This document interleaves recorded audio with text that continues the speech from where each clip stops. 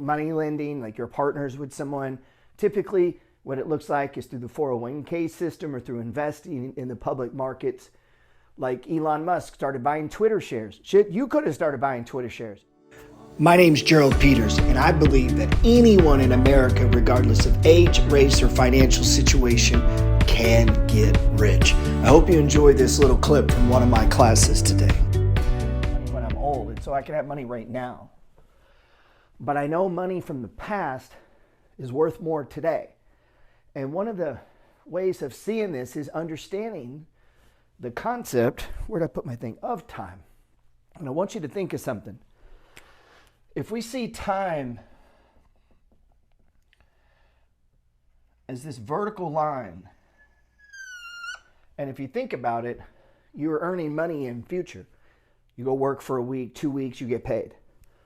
Work a week, work 2 weeks, however your company pays you at the end of the month, whatever, you get paid. And so it's this vertical line, right, moving forward. And so you're working and you're making money. But along the way, you have these horizontal moments.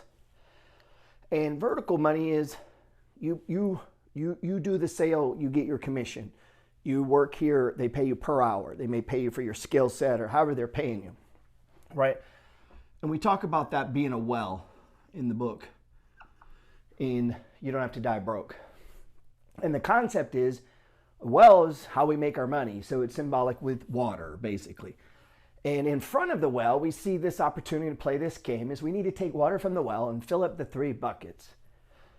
And that's basically life, man. And we're all playing with time, and we all have a well, and we all have a limited number of water, and we all have to fill up some buckets. And typically the order you fill them up in, of filling it is in order of your highest value. And so sometimes we just got to change around our value system. We need to start seeing some things different. And if we do that through a series of what the science of getting rich refers to as doing things in a certain way. And that's all this is, trying to diagram or understand this concept. So if my goal is to get wealthy, I have to do things that wealthy people do. If my goal is to get rich, then I have to try to break it down and say, well, how do people get rich? And what I figured out is there's basically 3 ways people get rich. One way they get rich is they own a business. They own a business. Number 2, they invest in other people's businesses. They invest in biz.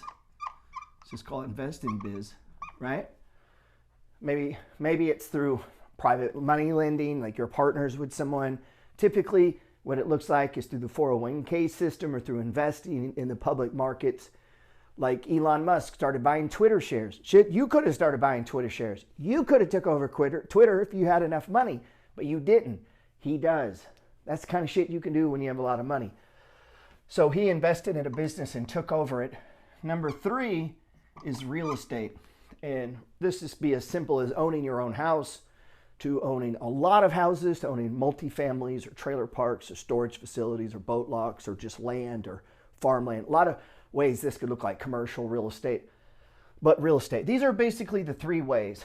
And inside of all those 3 ways is some philosophy. But in order to get into any of that, you have to structure your life in such a way that you put yourself in there, because they're not going to invite you. This is what I figured out. Everyone likes people. I like rich people.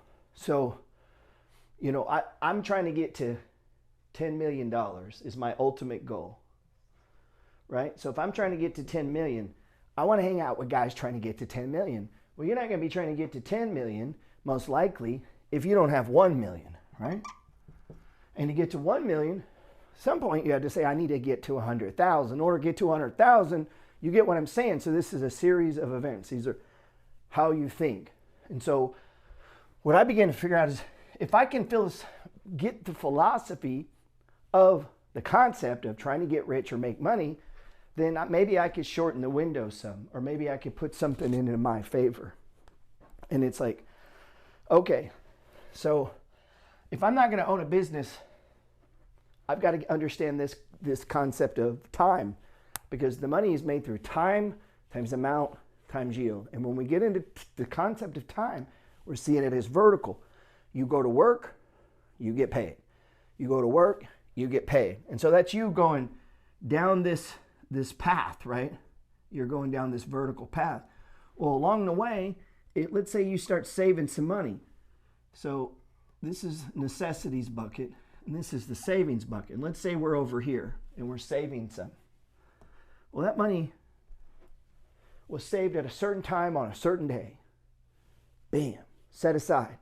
That money goes horizontal on the time scale. So as you're going forward, that money was deposited here. Well, if we understand the concept, time times amount times yield, time times amount, right? This is amount. It's horizontal. So we're vertical, we're working, we make money. Consume it, eat it. Some of it we put to the left and right. How? Through the buckets.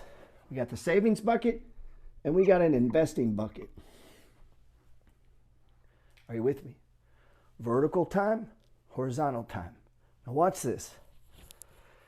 As we go down the time, right? Because this starts to go vertical. So we'll do it dashed. Meaning this money is now going vertical. Well, what's the return on cash? There is no cash, no return. So it just comes with it, right? But what if at some point as we're going through vertical time, we're going through time. We can see forward, we can look back. We decide to take our money and we buy a house.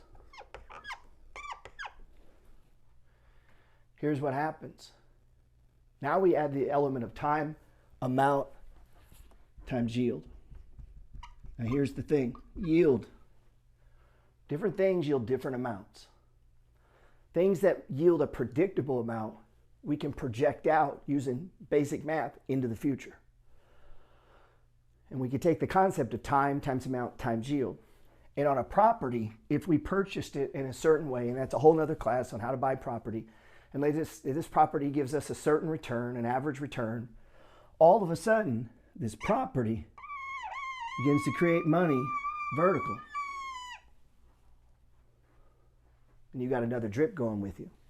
So you're working, making your money, and this house now is right there with you. And it's working and making you money, but you're not having to do a lot. And some people refer that as passive income, right? We might call it passive in nature, right? It's passive in the sense that we don't have to necessarily do anything.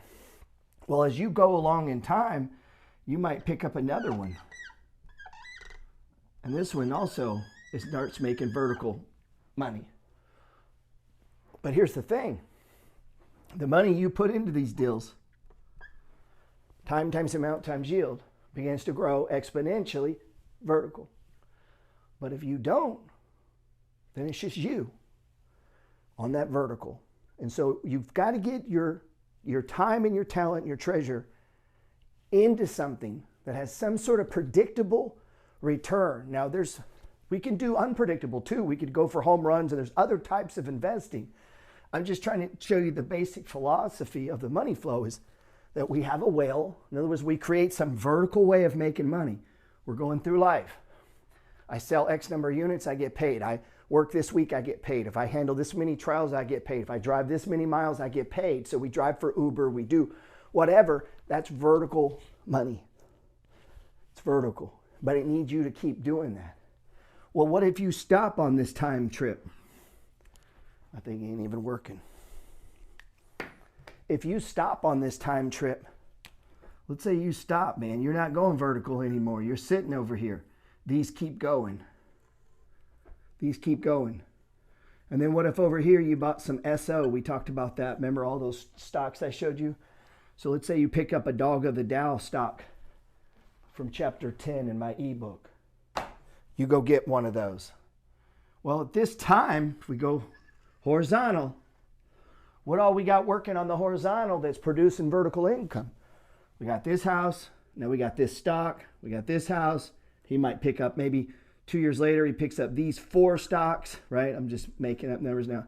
Another property, right? And all of these start producing this vertical income alongside your income.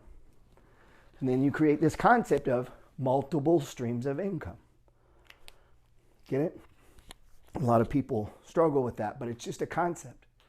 But a lot of times, this stuff starts we got to go back to the basics. This is just philosophical. I need you to see what we're looking at here. The kind of moves we need to be making.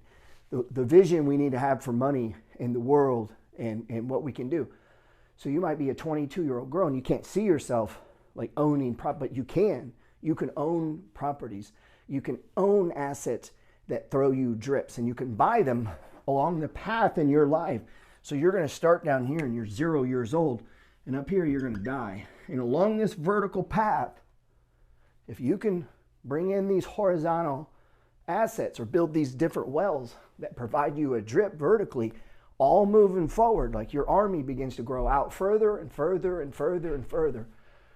Come on, of horizontal income versus vertical. So begin to see time, not just vertical, but how you can build it out horizontal. I hope that helped, man.